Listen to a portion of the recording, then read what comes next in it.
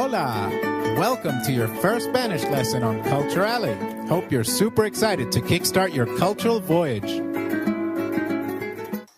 Today we are going to introduce you to Spanish and cover some basic greetings. So let's get started. Spanish, or Español, is spoken by 500 million people, which makes it the second most spoken language of the world after Mandarin Chinese. It is the official language of 21 countries and also the European Union. It is important to note here that some words are pronounced differently in Spanish as compared to how we would usually pronounce them in English. Let's look at some pronunciation tips to help you get the perfect Spanish accent. So let's look at Español and learn how to pronounce it. The letter A is pronounced as A, as in father. Did you notice the letter ñ in Español? This letter is peculiar to Spanish. It is pronounced as ni, like in canyon. So, can you try saying Español? It is called Español. Great! Spanish is primarily spoken in Spain and Latin America, with Mexico having the largest number of Spanish speakers. Let's look at some countries and nationalities and notice some peculiarities in the way the names are written and spoken. For example, Spain is known as España, and the people are called Español and Española. Can you try that? Español and Española. Similarly, people from Mexico are referred to as Mexicano or Mexicana in Spanish, although you just call them Mexican in English. Similarly, people from Guatemala are called Guatemalteco or Guatemalteca, and people from Cuba are called Cubano or Cubana. We will learn why these nationalities have two different endings as we go along. However, it is important to note that not all nationalities have two different endings. For example, people from Nicaragua are called Nicaragüense, and those from Costa Rica are called Costarricense. Now, you may have noticed that a lot of these names had peculiar pronunciations. Let's look at them in detail. Did you notice that the X in Mexicano is pronounced as H?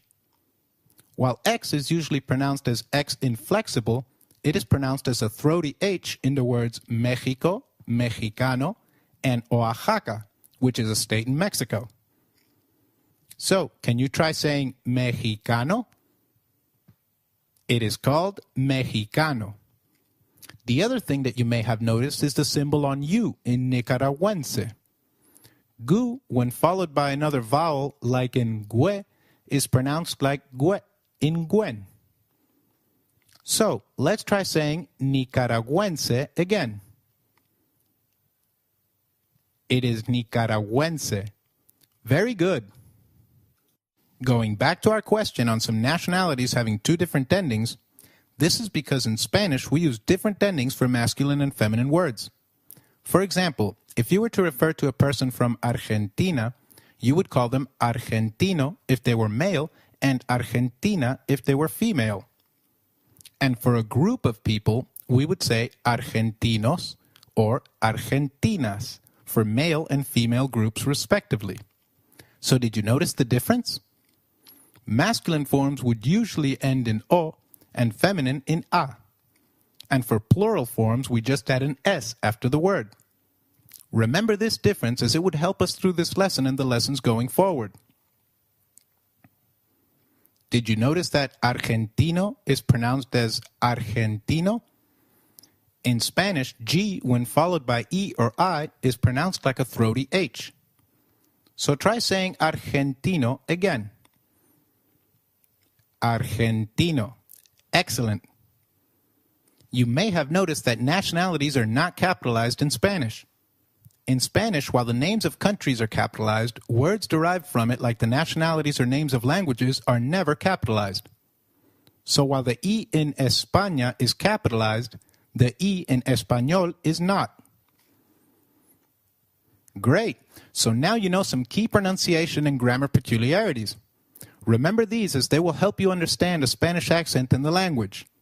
Let's now move on to some delightful and useful greetings in Spanish. Let's get started with the most common greeting, hello or hi. Hi is called hola in Spanish. Can you try that, please? Hola. Did you get that right? hola. Remember, H is always silent in Spanish. We do not pronounce it. Let me give you a quick grammar tip here. Did you notice the inverted exclamation points with hola? The upside down or inverted exclamation points are unique to Spanish. This is to ensure that when you're reading, you can tell long before the end of a sentence whether you're dealing with an exclamation. All right, next, let's look at good morning. In Spanish, good is translated as buen. Can you try that? Buen. And day is translated as dia. Although dia literally translates to day, it is used as morning in the greeting good morning. In Spanish, nouns take up either masculine or feminine gender.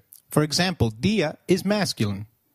The adjectives describing these nouns therefore also need to reflect the same gender. Since dia is masculine, we will use the masculine form of good. Hence, we add an o at the end and make it bueno. Can you try that, please? Bueno. Very well. Did you notice that dia has an I marked with an accent? In Spanish, if a word is marked with an accent, then that syllable receives the stress. So try saying dia again. Dia. Good morning is therefore called buenos dias. Let's repeat that. Buenos dias. Did you notice that buenos is plural form of bueno? Greetings such as good morning and good afternoon, etc. always take up plural forms in Spanish. Hence, we add an S after both bueno and dia. Hence, good morning is translated as buenos dias. Try that again, please. Buenos dias.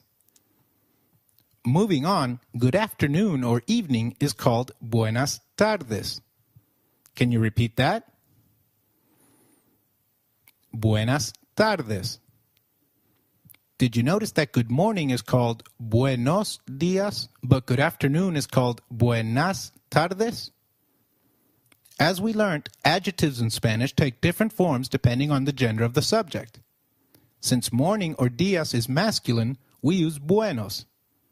Whereas for tardes, which is feminine, we use buenas. Again, buenos is plural form of bueno, and buenas is the plural form of buena.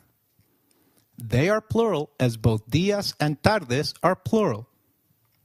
All through your lessons, we will ensure that you are aware of every cultural nuance, so you never make a cultural faux pas.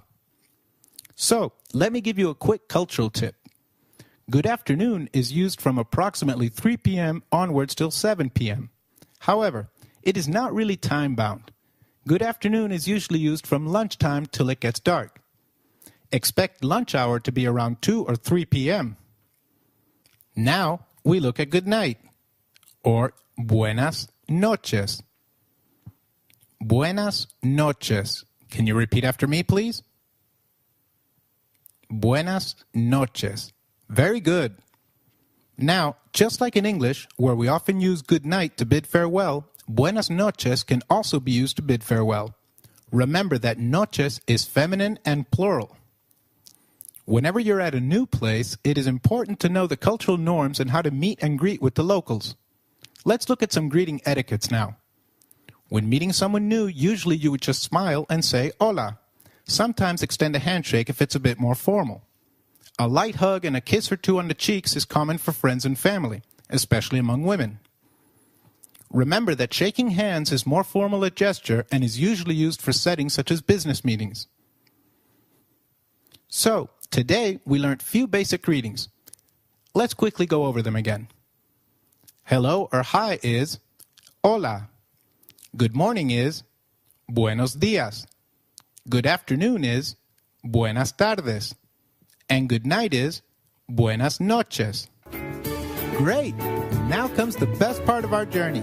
In every lesson, we will give you what we call the culture leaf. These culture leaves are like a window into cultures and traditions, so we hope you enjoy them. Today, we talk about soccer. Soccer is like a religion in Spain. The two successful football teams from Spain, FC Barcelona and Real Madrid, are also fierce competitors. In the next lesson, we will continue our journey and learn some more greetings and build our vocabulary. Hope you enjoyed your first lesson. See you at the alley for the next one.